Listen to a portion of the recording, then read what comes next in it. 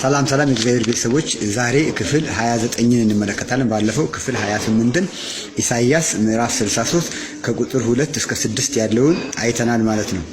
እዛ ላይም ስናይ ኢየሱስ ክርስቶስ ሁሉን እንደሚያውቅ የመጨረሻውንም ቀን እንደሚያውቅ ኢሳይያስ መጽሐፍ ላይ 63 ከቁጥር 2 እስከ 6 አይተናል ማለት ነው። ኢየሱስ ክርስቶስ ሁሉን የሚያውቀው እሱ የዘላለም አምላክና የዘላለም አባት ጌታ ስለሆነ ነው። ስለዚህ ዛሬ ክፍል 29ን እንቀጥላለን።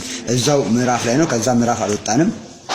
ቁጥር 3 ላይ እንደዚህ ቁጥር 9ን ደግሞ እንመለከታለን። ኢሳይያስ ምዕራፍ 63 ከቁጥር 9 እስቲ ነን መድኃኒት ሆነላቸው ይላል። ማን? ያ አምላክ ጌታና አምላክ ምን ሆነልን? መድኃኒት ሆነልን። ለዓለም ሁሉ መድኃኒት፣ የዓለም መድኃኒት ነው ኢየሱስ ክርስቶስ ነው። ድንግል ማርያም አምላኬና መድኃኒቴ ብለዋለች።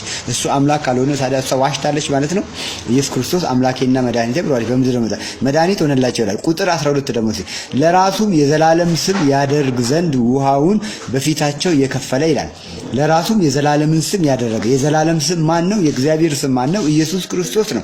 የዘላለም ስም፣ የማይሻር ስም፣ የሚፈውስ ስም፣ የሚለውጥ ስም፣ የሚቀድስ ስም፣ ከኃጢአት ነፃ የሚያወጣ ስም ነው።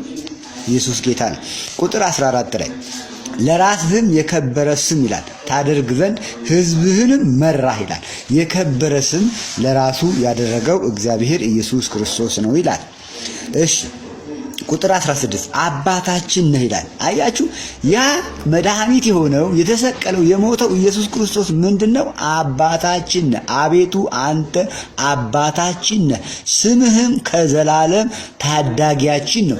የሚያድነው የሚታደገው ስም የማን ስም ነው? አባት የሆነው የኢየሱስ ክርስቶስ ስም ነው። ቁጥር 4 ኢየሱስ የመጨረሻውንም ቀን አያውቅም ለሚሉ የምንበቀልበትም ቀን በልቤ ነው ብሏል። ያረጋግጥልናል። ቻው